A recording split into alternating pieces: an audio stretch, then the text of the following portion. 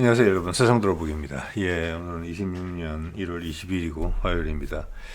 자, 오늘도 여러 가지 일들이 긴박하게 발생을 했어요. 세상은 평화로운데 세상을 움직이는 그 그룹에서는 엄청나게 긴박하게 일들이 돌아가고 있는 것 같습니다. 그것이 이제 우리한테 전달될 때는 띄엄띄엄 이렇게 오는 것이고 어떤 점점이 서로 관계없이 흩어져 있는 그런 사안들로 보이는데, 조금만 시각을 돌려서 보면은 사실 우리 언론들이 해줘야 될 일이죠. 거기를 그 우연의 점들이 흩어져 있는 점들이 아니다, 맥락을 갖고 움직인다. 그래서 일단 그것이 일단 우리한테 우연인가, 우연이 반복되다 보면 필연인데 지금 좀 지나치는 우연들이 많이 발생하는 것 같습니다. 그래서 오늘 제가 관찰한, 제 눈에 띈 우연들에 대해서 좀 쉬운 것부터 좀 어려운 순 굳이 분류를 하자면 그런 식으로 한번 풀어보고자 합니다. 예. 자, 이게 좀 나름대로 쉬운 것 같아요. 이런 이야기가 나왔으면 뭐 국무회의에서 나왔다고 하는데, 안동에서 정상회담 하고 싶다. 자, 이것은 여러 가지 의미가 있죠. 다까이치 자주 만난다는 겁니다. 이것은 뭐냐, 지금 일본이라는 나라는 우리 내란에도 관여를 깊게 발을 담근 그런 흔적이 있기 때문에, 예, 끊임없이 지금 힘에 끌려오고 있는 상황이거든요. 끊임없이 관찰하고 압박해야 되는 상대다, 이렇게 이재명이 보고 있다고 저는 생각을 합니다. 그래서 수단이 셔틀 외교가 되겠죠. 안동에서 하고 싶다. 당연히 지방선거 전 6월 전에 하겠죠. 1년에 몇 번씩 보겠다는 겁니다. 또는 재확인을 하겠다는 겁니다. 좀 더 일찍 볼 수도 있어요, 봄에. 지금 상황으로 봐서는. 더 빨리 볼 수도 있고. 지금 이제 뭐 일본이 뭐 의회 해산하고 총선거 실시한다. 지금 다카이치의 인기가 높을 때 자민당의 의석을 과반 이상으로 올려놓겠다, 이런 포석이잖아요. 거기에 이재명하고 잘 지내는 모습 보여주는 것은 그 탄력을 좀 이어가는 부분이기 때문에, 승리한다고 가정을 하면은, 또는 실패하다도 마찬가지고 생존하기 위해서라도 이재명의 제안을 거부하기 어려울 거예요. 그걸 안동에서 하고 싶다. 그래서 안동에 뭐 잘 만한 데가 있나, 회의할 만한 데가 있나, 이런 이야기예요. 제가 안동에서 하겠다는 건데, 그 같은 국무회의에서 이게 뭡니까? 2차 특검 국무회의 통과했죠. 저는 당연히 동의합니다. 빙산의 일각밖에 안 밝혀졌으니까. 예. 원래 국민의힘이나 내란을 주도했던 세력들, 최근에 뭐 대통령실에, 윤석열 대통령실에 근무했던 30대 젊은이 둘이 북한에 무인기를 보냈다, 이재명이 그것을 북침이라고 정의를 하는 것 같은데, 저는 100% 동의하는 부분이에요. 그 점에 대해서 북한이 험한 말을 했지만 알려준 겁니다. 액션을 따로 취하지 않고 정리해서 작년 9월 달에 보냈다는 거잖아요. 그때 이재명 취임이 5, 6월 달이죠. 그때 아무 말 안 했다는 겁니다. 이번에 또 보내니까 모아서 이야기한 거잖아요. 왜 지금 이야기했을까, 그러면? 어느 정도 신뢰감이 생겼기 때문에 한 이야기라고 저는 생각을 합니다. 아니면 약속하고 꺼냈거나 이야기를. 자, 그거랑 2차 특검이 국무회의 통과하는 거에 딱 앞서서 발생한 일이잖아요. 분명히 이게 영향을 줍니다. 이런 지형에. 맞죠? 그 당위성에 대해서. 자, 여러 가지 17가지를 새로 조사한다고 하는데, 그 중에 분명히 뚜렷하게 언론에서 언급되는 부분이 외환죄가 있습니다. 이건 북한과의 관계 개선에 반드시 필요한 거예요. 그래서 문재인도 예전에 강조했던 거거든요. 외환죄 반드시 해야 된다고. 조사 열심히 해야 된다고. 충분히 안 됐거든요. 지금도 국군 정보사에서 지원을 받은 것으로 나와 있어요. 쭉 작년 9월, 금년 4월 내란의 잔당들이 복귀를 꿈꾸면서 아직 있다는 것입니다. 자, 그래서 2차 특검 당위성 당연히 보강되죠. 자, 그러면 대구, 경북도 포기하지 않겠다, 총선에서 이걸 뭐 하고 있는 겁니다. 누구죠 지금? 이름도 기억이 안 나네. 이제 장동혁? 배고플 텐데 신경 안 쓴다, 이런 이야기입니다. 예. 어떻게 보면 그 핵심은 지금 당권을 확보하기 위한 국민의힘 내부의 어떤 게임이잖아요. 둘 다 말도 안 되는 두 인간들이 한동훈하고 장동혁하고 붙은 거잖아요. 그래서 뭐 밥을 굶고 있는 것인데 전혀 개의치 않잖아요. 자, 그래서 지방선거까지 욕심 절대 양보하지 않는다. 대구 경북도. 그래서 안동을 선택했다. 안동을 선택한 것은 지난번 처음에 에이펙에서 만났다. 경주. 그 다음 나라에서 하고 싶다라고 이재명이 의사표명한 거예요. 다까지 고향이라는 이유로. 그래서 거기에 대해서 이번에 이재명의 고향이라는 이유로 안동에서 하겠다는 거거든요. 그 논리를 부인하기가 어려워요. 친근함의 표시잖아요. 고향으로 누굴 데리고 간다? 이럴 때는 되게 중요한 사람한테 그러고 싶을 거예요. 내가 결혼하고 싶은 짝을 만났을 때 내 어릴 때 기억이 가장 많이 묻어있는, 나를 형성시키는데, 나라는 재화를 형성시키는데 가장 큰 영향을 미친 그 지역. 이러면 음식에 사람이 한국 사람들 한국 음식 먹고 한국 사람이 되는 건데, 한국 사람의 자연도, 한국의 자연도 한국 사람을 만들지 않겠습니까? 그걸 좀 더 좁혀서 이야기하면은 자기가 태어나서 어릴 때 먹었던 그 지역의 음식도 그 지역의 자연이잖아요. 이거 아무도 부인할 수 없어요. 근데 그게 마침 대구 경북이네. 대구 경북의 정신적 심장이라고 말할 수 있는 안동이네. 자, 이것은 경주에서 나라로 갔을 때도 저것은 문명의 흐름이 경주에서 나라라는 거거든요. 그래서 제가 그때 이재명의 역사 인식에 대해서 재발견을 했다고 말씀드린 바가 있어요. 지금 여러 나라가 거쳐서 갔지만 삼국시대 기준으로 초창기 일본의 토착 처음 국가를 형성하는 데는 신라계, 지금의 경상도 경주 인근에 있던 경북 인근에 있던 세력들이 넘어갈 가능성이 가장 높아요. 그게 이제 일본의 탄생 시라에 나타나 있는 거잖아요. 소순호로 특정되는. 소순호 외에 다른 인물들은 가공의 인물입니다. 우리 고대 역사에서 이렇게 고대 역사를 참고해서 창조된 소순호가 실제적인 인물이거든요. 그건 경주에서 간 게 분명해요.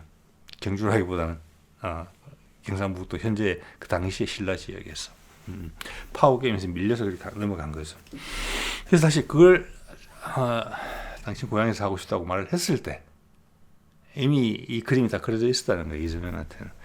자, 국민의힘에서 큰 기회를 잃은 거예요. 장동희 밥을 굶고 있지만 내란 특검 두 번째 할 수 없는 정도의 여론 지형이 형성되고 이재명의 지지도가 떨어졌었어야 돼요.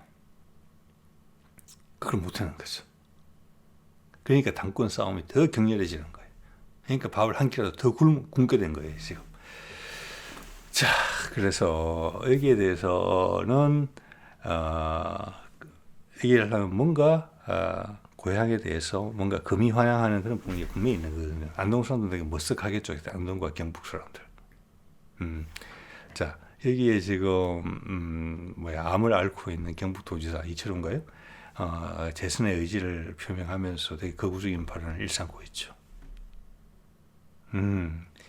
그의 병이 도지지 않을까 우려가 됩니다. 이런 걸 해제끼면 안동에서. 예, 분명히 보면 합니다. 예. 자, 우연일까요? 자, 그리고 이제 현재 그림은 네가 한번 보세요. 이거 예전에 소개드렸던 건데 다시 이런 맥락에서 보면 그림이 이 우연이 대단한 우연이 되겠지요. 도널드 트럼프 내년 4월에 베이징에 초대받아 그 이후에 다시 중국과 사이가 안 좋아지는 이런 기사들이 한번 났지만 더 이상 이야기 없어요. 지금 트럼프가 진행하는 일 보세요. 나토가 붕괴됐죠? 그럼 러시아랑 관계 회복되는 거고 우크라이나전 끝나는 것은 이미 묻혔어요. 당연한 거예요, 그거는. 중국과의 관계 개선도 하는 거예요. 왜 이 말 할 때 이걸 했거든요. 중국이 이런 이야기 했단 말이에요. 대만 문제 트럼프와 대화 나누어. 이게 작년 11월 25일이고 1월 초에 트럼프를 대신해서 이재명이 중국에 가서 시진핑을 만나기 전에 심지어 대만의 하나의 국가 정책을 지지한다 라고 이야기했잖아요. 트럼프가 이야기한 거 똑같아요. 그럼 4월달에 가는 거예요. 그냥 가는 게 아닐 수 있다는 것이 제가 느껴진다는 것입니다. 지금 그 전에 일본 한 번 더 만날 가능성이 있어요. 안동에 불러다가 아니면 바로 그 이후에 만나든지. 그때 남북관계 문제가 같이 남북관계라기보다는 북미관계 문제가 같이 해소될 가능성이 지금 보이네요. 네, 역시 우연인 것처럼. 제가 왜 그런 생각을 하는고 하니, 자, 이건 아무 문제 없는 거예요. 이건 가는 거예요. 이전까지 다른 많은 이벤트들이 섞이는 거예요. 이재명이 지난번에 시진핑의 동의를 얻어낼 수 있었던 것도, 관계를 정상화시킬 수 있었던 것도 이거예요. 그래서 대만 언론들이 이야기하는 것처럼 한한령도 해제된 거랑 마찬가지예요. 그래서 중국 갔다 와서 이재명이 CJ한테 그냥 가봐라. 그러면 중국의 여성들이 쫙 다 빨려오겠죠. 물론 남성도 빨려오겠지만. 중국이 그런 걸 견뎌내기 힘들 거예요. 확 쏠릴 거예요, 한류로. 그동안 굶었던 만큼. 그것을 감당해내고도 이 선택을 할 수밖에 없었던 중국의 입장이 있다는 거예요. 자, 그러면은 이게 정말 예사롭지 않아 보이거든요. 자, BTS는 군대 군 복무를 하고 돌아와가지고 컴백할 수 있는 충분한 타이밍이에요. 그런데 이미 BTS는 상당히 정치적인 역할을 했어요. 문재인 때. 바이든의 백악관을 방문한 적도 있었죠. 그때 바이든이 북미 종전선언의 카드를 만지작거릴 때예요. 하려고 했을 수도 있어요.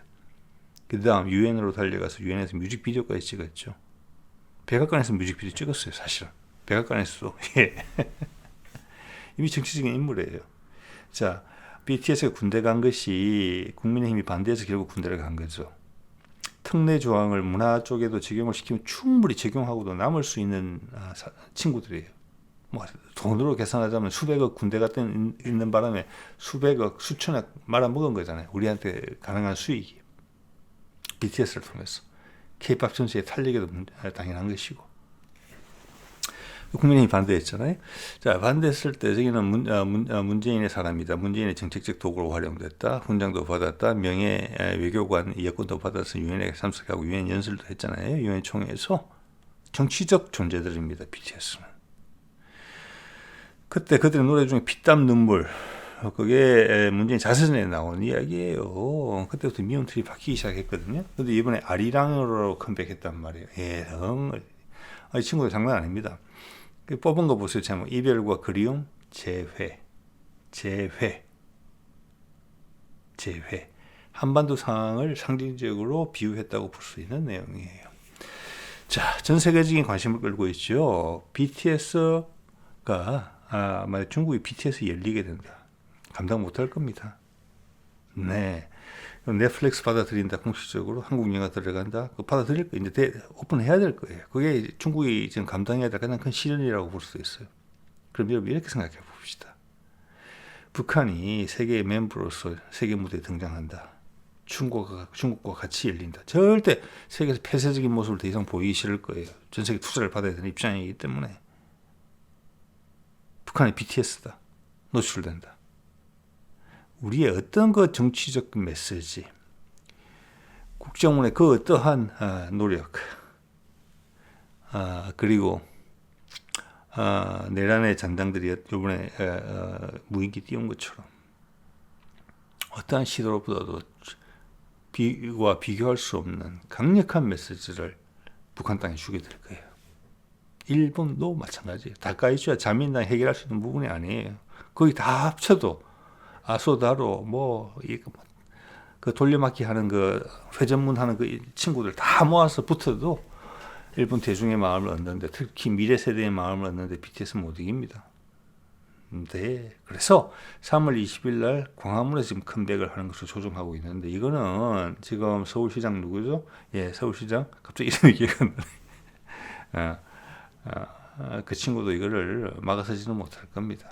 자, 이거랑 시기가 대충 맞아간다는 느낌이 들거든요. 그 트럼프가 중국 가는 거 컴백해가지고 전 세계 돌 거 아니에요. 나라 추가될 수 있습니다. 지역도 추가될 수 있고 그럴 가능성이 커요. 중국 같은 데 포함될 가능성이 있어요. 그렇다면 BTS가 봄맞이 3월 20일이라고 할 수 있지만 그것과 이것은 맞물려 있다. 서로가 서로를 이용할 수 있어요. 어차피 양쪽이 하는 거니까. 그게 만나는 거예요. 우연히. 그 시점에. 이것이 시운이 좋다는 거죠. 예.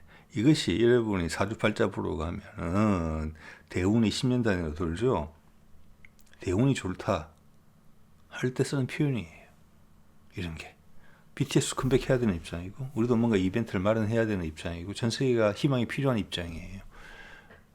서구의 많은 심리학자들은 종교의 자리를 이제는 BTS가 대체했다는 이야기까지 하고 있어요. 서로 활용하기 좋은 거잖아요. 서로. 예. 정치와 종교의 어떤 결합, 그것을 추구했던 신천지, 통일교, 개신교, 그것도 건물이라 했다는 것을 알 수 있어요. 마지막 발악이었다는 것을. 이제는 정치와 문화의 협업이 본격적으로 될 수 있는 거예요. 예, 우리가 키워온 한류 문화하고 거기에 K 정치라는 이름으로 올라타려고 하는 거죠. 정치가 오히려. 왜? 문화가 정치보다 크니까. 범위도 넓고. 자, 이것을 우연이라고 말할 수 있겠느냐? 서로가 소통하고 있느냐? 최소한 아주 멀리서나 따나 하고 있다. 이것은 유연하게 적용될 수도 있다. 그러면 BTS는 BTS로 좋은 것이고, 트럼프는 트럼프대로 좋은 것이고, 시진핑은 시진핑대로 이렇게 말할 수 있겠죠. 인민들이 좋아하니.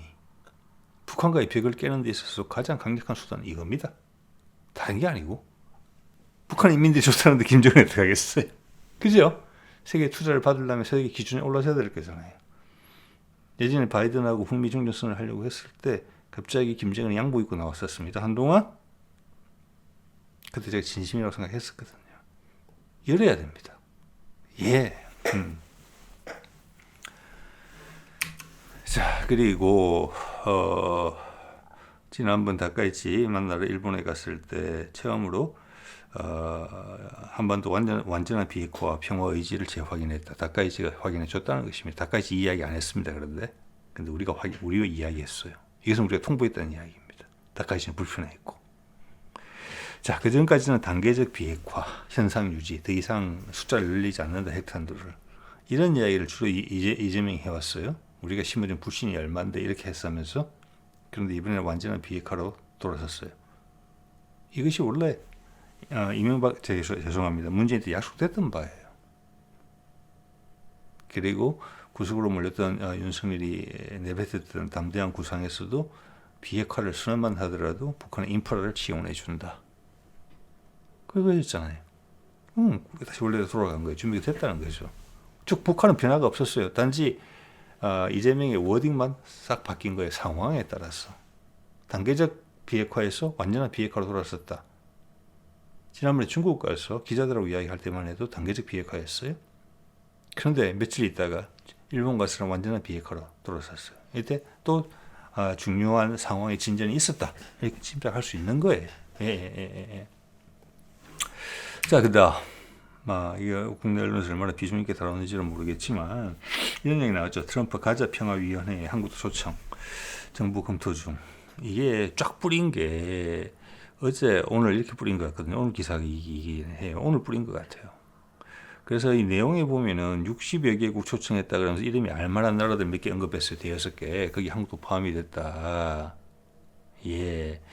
그러면서 이제 제가 오랜만에 이런 기사 보면서 주워들을 만한 내용이 있었습니다.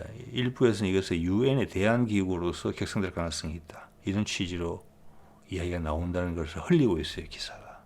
그럴 수 충분히 있다고 봅니다. 세수는 세부대에 담아야 되거든요. 자, 가자 평화위원회라는 것은 지난번에 가자 휴전이 됐잖아요. 지금. 자, 휴전을 그 다음 단계로 올리기 위해서는 국제적으로 이것을 보겠다. 이거 상당히 괜찮은 거예요. 몇 개국만 하는 게 아니라 큰 기구를 하나 만들어서 그 실행을 성공을 시키겠다. 왜냐하면 유엔이라는 것도 미국이 전 세계 패권을 차지하고 나서 세계를 지배하는 수단으로서 유엔을 만든 거고 처음에 실행력을 보여줘야 되는 부분이 분명히 있었거든요. 그래서 그때 한국 전쟁이 발생했죠. 그래서 미국이 계속 의심을 받는 겁니다. 그런 측면에서도 한국 전쟁의 기원에 있어서 그렇게 유엔이 똘똘 뭉쳐서 생기자마자 그 한판 해냈어요. 그래서 유엔의 위상이 확고해진 거죠. 그 이후로 그렇게 깔끔하게 한 적이 없습니다. 유엔이. 이번에도 그런 식으로 할 수가 있어요. 그러면 가자가 이스라엘이 그 첫 번째 타겟이 돼요. 그럼 무조건 해내야 돼요. 네, 그래서 상당히 가능성이 높다는 생각이 들고 이거와 트럼프가 언급했던 C5 국가, 주요 국가, 예, 현재 4개국 정도는 코어 5인가 그래요. 코어 핵심이라는 거죠. 즉 G7을 대체하는 기구가 되는 거죠. 옛날 트럼프 일기에서 G7에 러시아가 다시 들어와야 된다 이런 이야기도 있었고 한국이 들어와서 확대해야 된다 이런 것도 있었죠. 일본이 엄청 반대했었죠. 네. 그러다 마침 윤석열이 대통령이 됐죠. 그걸 일본이 최대한 활용해서 꺾어놓으려고 했지 않겠습니까? 한국의 기세가 무섭잖아요. 일본은 정치된 지가 너무 오래됐고 충분히 내란을 부추겼을 가능성이 저는 있다고 봅니다. 거기에 대해서 알고 있어요. 이재명이 제가 봐서는. 자, 그 C5 국가가 중국, 미국, 그래서 중국, 미국이 화해 지금 해하는 분위기로 가 있는 거잖아요, 지금. 그렇죠? 러시아 당연히 들어오고 인도, 그다음 나머지 하나가 어디냐? 유럽 국가 아니에요. 그래서 한국일 가능성이 높다고 보는 거죠. 이게 지금 이야기하는 가자평화위원회가 이 모양의 성과를 내고 이 체제 괜찮네 하면서 유엔을 대체하는 세력 기구가 될 수 있다는 이야기를 하고 있는 거잖아요. 그러면 지금 이제 그 상임이사국 같은 개념으로 C5를 생각할 수 있는 거예요. 어떤 틀로 적용될지는 모르겠지만 독립적일 수 있고 같이 갈 수 있는데 같이 갈 가능성이 커요. 그 멤버가 바뀌는 거예요. 그게 인도 같은 데서 계속 요구해 왔던 내용이거든요. 1940년대에 만들어졌을 때하고 지금 그때가 지금 80년이 됐는데 그때랑 세계 위상이 다른데 걔들이 왜 특별한 결정권을 가지냐. 예, 물론 이제 그 새로 운영하는 방식도 많이 바뀌게 되겠죠. 예.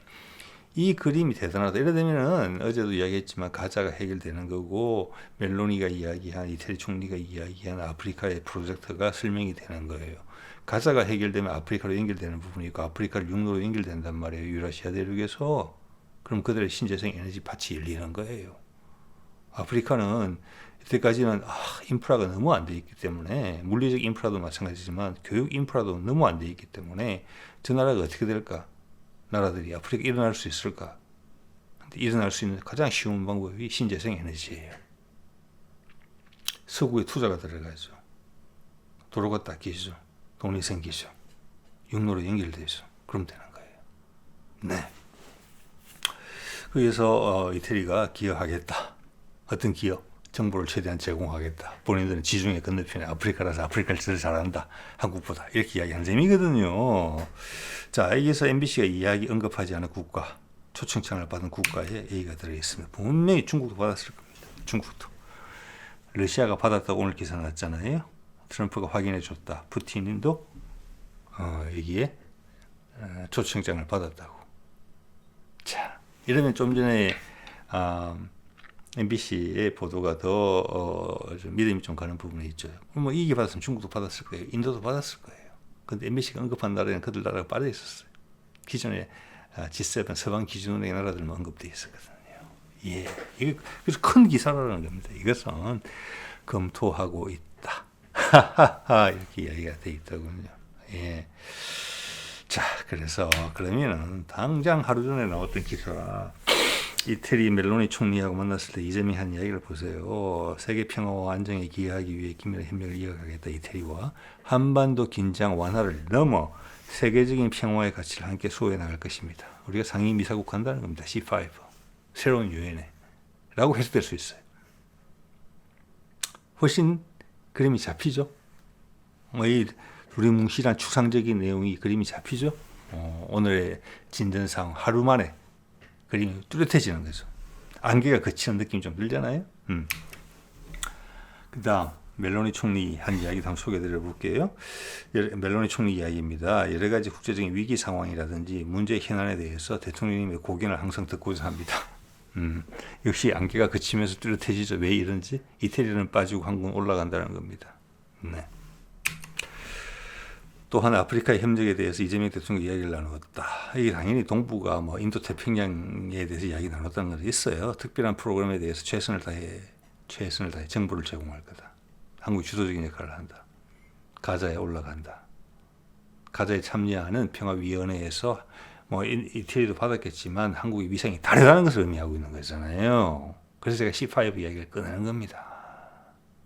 세계의 주도국이 달라지고 트럼프가 제안했던 C5의 형태로 그것이 새로운 틀을 가진 유엔에 있어서의 최고위원회 같은 우리 국내 정당 시스템으로 보자면 그렇게 된다는 것을 멜로니 이야기로 확인할 수 있잖아요. 어제 기사와 오늘 기사를 서로 맞물려 보면 그렇게 되면 우리가 오늘 시작한 일이 충분히 다음 달부터 또는 내년에 충분히 긍정적인 다음 달부터 내년에 다음 달은 2월. 자, 이런 일들이 멋진 일들이 발생을 한다 했으면 남북관계 해소가 먼저 되고 그것도 이 평화위원회 이름으로 될 수 있을지도 몰라요. 그러면 가자 것도 지금 다 해결된다는 전제가 깔려있고 우크라이나는 이미 뭐 옛날 이야기가 됐고 우크라이나, 북한 이 문제가 지금 가자 평화위원회의 이름으로서 진행이 되면서 그 위원회의 위상이 올라가면서 세계적인 유엔을 대체하게 되는 그런 그림으로 갈 수 있어요. 그것을 지금 다 트럼프가 제안해서 하는 거잖아요. 북한하고도. 그럼 북한도 들어오기 편해요. 그 정치 작업을 이재명이 중국 가서 했고 일본 가서 한 거지 않습니까? 그 다음에 또는 그와 유사한 시점에 아마 그 다음일 가능성이 높겠네요. 지금 말씀을 드리다 보니까 BTS가 때리는 겁니다. 즉 3월 20일 전에 결정이 날 수 있다. 그러면 멜로니가 이야기는 한 달 안에 결과가 나오기 시작할 수 있다. 길게는 1년. 그것은 다른 일들이겠죠. 다 이야기해 주잖아요. 다. 예. 그런데 제가 우리 언론 이렇게 이야기할 때마다 참 불편하거든요. 왜냐하면 어제도 댓글을 잠깐 보니까 여러분들이 뭐 언론 부분에 대해서 예민하게 생각하시는 분들이 많이 있는데 제가 이제 불편한 부분은 뭐냐면 언론을 언론이라고 부르는 것 자체가 싫거든요. 예를 들어서 우리가 태극기 부대가 내란 세력을 지지하는 뭐 개신교 단체들이 길거리에서 태극기 흔들 때 그 태극기가 진짜 부담스럽단 말이에요. 그렇다고 우리가 태극기를 버릴 수는 없잖아요. 태극기를 뺏어와야 되죠, 우리가. 그죠? 그러니까 이 사람들 언론이 아니거든요, 지금. 이거 보세요. 예전에 소개드린 것 같은데 작년 정도에 나왔던 거예요. 홍해에서 휘청이는 후티. 그때 뭐 영국이 몇 번 때리고 미국이 몇 번 때리고 그러고서 이런 기사가 나온 겁니다. 홍해에서 휘청이는 후티. 총결집 맹폭의 공격력이 하락세. 미군 장성의 말을 빌려서 35만 명이라 조회수가 35만입니다. 새빨간 거짓말이잖아요. 이명박식 표현으로. 이래놓고 왜 그냥 무너질 것 같은 분위기 다 풍겨놓고 왜 후티랑 왜 화해했습니까? 그래서 미국 함정 왜 공격하지 못하게 했습니까? 왜? 그래서 제가 언론 대신에 이바구 카르텔이란 말을 쓰는 게 어떨까 이런 생각을 해봤어요. 이바구 카르텔. 예, 괜찮은 것 같아요. 예, 입에 붙을지 모르겠습니다만. 자, 마지막 우연을 말씀드려 보겠습니다. 그렇죠? 자, 좀 전에 이태리의 멜로니가 어제 한 이야기하고 오늘 발생한 가자 평화위원회가 하루 상간으로 유사한 내용을 이야기하는데 그게 우연일까요? 서로 각자 달리 가다가 만난 걸까요? 여러분 생각해 보시기 바랍니다. 이것은 제일 좀 뭐랄까 맥락을 파악하기 어려운 우연인데 그냥 우연이라고 보기에는 너무 어렵습니다. 네. 이게 뭐냐면은 어제 우리 시간으로 오늘 정도에 UAE의 수장이 인도를 급하게 방문했어요. 그래서 이 기사에도 지금 이야기하는 게 뭐냐면은 이 사람이 지금 한국에서 잘 알려진 사람이죠. 한국 친하죠, 되게. 했는데 1월 18일 날 공지가 되고 현지 시간으로 1월 19일 날 왔대요. 하루 전에 공지된 거예요. 이건 이지바가 퇴임 한 달 앞두고 미국이 한미일 군사동맹 안 한다는 것이 확인되니까 갑자기 급거 한국으로 와가지고 만나고 돌아간 거, 윤석열. 그러다가 한두 달 있다가 내란 발생했거든요. 물론 방향은 그 방향은 아닙니다만 그런 급이 급한 상황이 있어서 온 거예요. 그래서 그게 왜 이렇게 급하게 왔지 하면서 어떻게 막 머리를 굴려가면서 답을 내보려고 노력하는 그런 기사예요. 하루 전에 공지했고 3시간 미팅하고 갔어요. 가장 중요한 미팅은 공식 행사가 있었기 때문에 내려와가지고 간단히 공항에서 공연 같은 거 보고 차를 같이 타고 움직였어요. 따로 움직인 게 아니고. 그 안에서 이야기한 게 다예요. 그러니까 뭔가 엄청나게 중요한 이야기하고 간 거예요. UAE에서 집까지 날라오는데 비행기로 편도로 3시간, 돌아갈 때 3시간, 6시간 걸렸는데 3시간 미팅하려고 6시간 들여서 온 거예요. 갑작스럽게. 왜? 저는 이것이 그거랑 상관이 있다고 봅니다. 우연일지 모르죠. 가자 평화위원회, 즉 새로운 기구의 형성, 그리고 거기서 결정할 일, 경제적인 부분, 저는 그렇게 생각을 합니다. 그리고 그러면 UAE는 알고 인도는 모르는 사안이라고 볼 수 있어요. 이것은 여러분 그렇게 해석하시겠죠? 인도가 UAE는 빨리 와봐, 빨리 와봐, 내가 가르쳐줄게, 중요한 일이 있어, 이렇게 불렀겠습니까? 그렇진 않겠죠. UAE가 정보를 먼저 들었고 모디한테 통보하러 갔다, 이렇게 볼 수도 있어요. 그럼 UAE의 결정인가? 아니죠. UAE는 신분권일 수가 있어요. UAE가 그 말을 어디서 들었을까? 여러분 이거 생각하셔야 돼요. 기억하셔야 됩니다. 멜로니가 한국에 오기 하루 전인가? 아니면 17, 18일 때일 수 있어요. 아부다비, UAE의 아부다비 시장이 한국을 방문해서 강훈식을 보고 형님이라 했으면서 여기는 제2의 제 나라인 것 같아요. 제2의 고향 땅인 것 같아요. 이렇게 이야기를 했었죠. 그때 제가 소개드렸습니다. 제가 좀 이따, 지금은 자료에는 없는데 제가 하나 넣어놓을게요. 이재명이 되게 초조한 기색이 있었어요. 그래서 약속했던 거 빨리 진행해달라. 그 아부다비의 시장은 UAE의 실세고 아부다비 국부펀드로 움직이는 사람입니다. 즉 투자 계획을 빨리 실행해달라고 이야기한 거예요. 자, 그러고 나서 멜론이 날라왔죠. 큰 건이라는 겁니다. 돈이라는 측면에서도 경제의 활성화라는 측면에서도.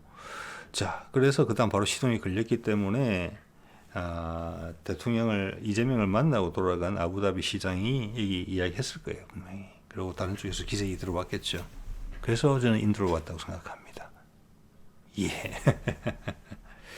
자, 얼마 전에 사우디하고 UAE가 오만에서 충돌하는 건이 있었어요. 직접 충돌한 건 아니에요. 사우디 쪽이 뭐 UAE에 관련된 시설을 폭발을 했고 폭격을 했고 이런 부분인데 뭐 사상자가 나오고 이런 것 같지는 않아요. 이건 과연 뭔가 그러면 UAE와 사우디 관계가 틀어졌느냐? UAE는 원래 사우디 형님이거든요. 이건 저는 아니라고 봅니다. 아니라고 보고 이거는 트럼프발 연막탄 중에 하나라고 생각을 합니다. 그만큼 세계 자본이 어디로 움직일까? 예, 이거 실물로 가야 되나 다른 돈으로 갈아타야 되나 여러 가지 의미가 있는데 일단 석유 쪽을 자른 거라고 저는 봅니다. 예, 이것은 짜고 쳤다고 보거든요. 실제로 중요한 내용은 이 내용입니다. 예, 그래서 제가 계속 거듭해서 말씀을 드린 거죠. 트럼프가 시간이 많이 없다고. 그래서 여러 가지 돈키호테짓을 했는데 그 중에 하나 참여해 준 게 UAE라고 합니다. 생각합니다. 여기서. 자, UAE가 상당히 주도적인 역할을 중동에서 하고 있는 거예요. 그런 측면에서. 때려 맞아줄게. 그랬을 가능성이 상당히 높다고 봅니다. 그래서 한국에 실세를 보냈죠. 이재명과 소통했죠. 돌아왔고 확인한 것입니다. 시진핑도 이재명한테 확인을 받았죠. 나까지도 통보받았죠. UAE도 그랬다고 볼 수 있습니다. 그 인도까지 갔다고 밖에는 볼 수 없어요, 지금. 그러니까 지금 전 세계를 움직이는 것은 셋이에요. 트럼프, 푸틴, 그리고 이재명. 그리고 요구 조건을 분명히 하고 있는 북한. 네, 그렇습니다. 자, 그럼 다시 이것이 새로워지고 있죠. 그러면 저희 도대체 무슨 이야기를 한 거냐? 모디하고 UAE 수장하고는. 여러분 다시 한번 기억하셔야 됩니다. 1월 8일 날 북극 항로 뚫는다. 러시아와 협의 착수했다. 예. 이때 중요한 일이 발생했죠. 지금 정확히 기억은 안 나는데 다음 단계로 넘어가는 겁니다. 이게 그때 아마 중국 갔다 왔거나 그랬을 때 걸 거예요, 아마. 그래서 확인된 거예요. 중국도 오케이 한 것으로. 다국하려고 한다. 전쟁은 없다. 대만 안 건드린다. 예, 이게 확인되고 바로 진도 뽑는 거잖아요. 그래서 그때 그런 말씀 드렸죠. 1대1 북극 항로는 한국을 통해서 간다. 부산항을 통해서. 자, 그래서 지금 전체가 지금 인도 언론은 뭐 전략적 것으로 뭐 상호 방위 조약 같은 거 맺을 수 있다. 그러면서 사우디 이야기하고 이게 파키스탄과의 긴장을 이야기하는데 지금 전체적인 흐름을 봤을 때 평화 무드로 몰고 가는 거고 뭐 트럼프가 자랑하잖아요. 발을 진짜 꺼가면서 내가 전쟁 몇 개 종식시켰다. 예멘도 그 후보 중에 하나의 따름이에요.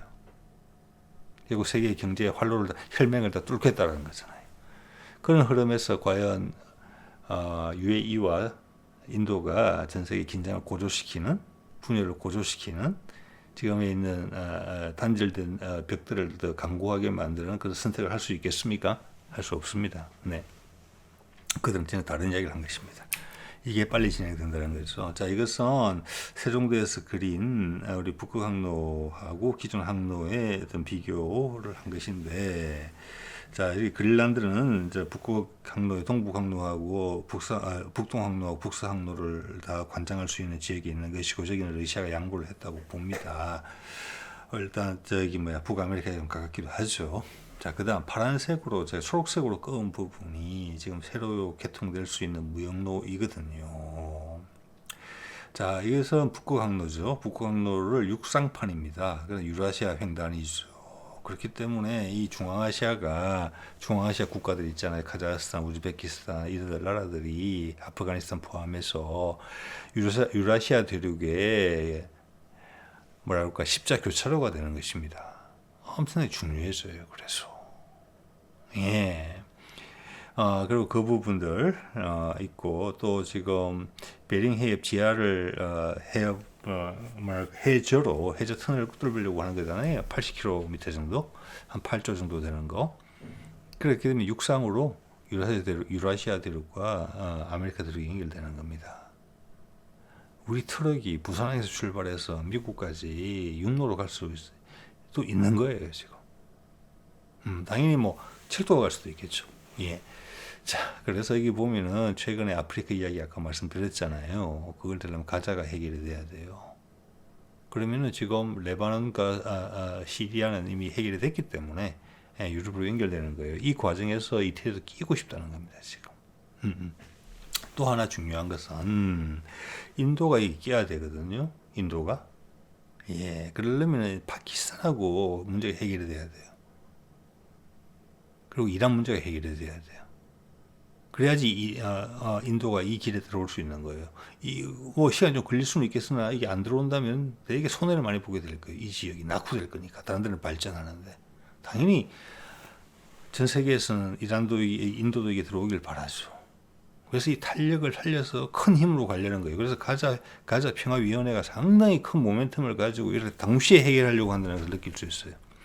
이 정도 스케일이면은 북미 종전선언, 그와 따른 에너지 문제에 관한 기술 표준에 관한 AI, 차세대 원전 이런 것들이 다 한꺼번에 해결될 가능성이 커요.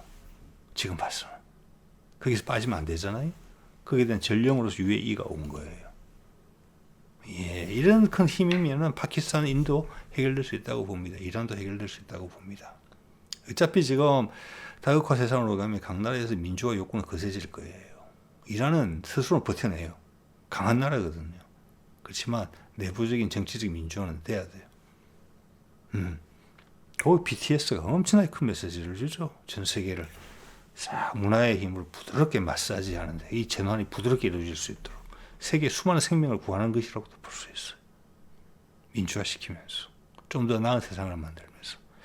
자, 그런 우연의 생각들이 들었습니다. 자, 오늘 여기까지 할게요. 네.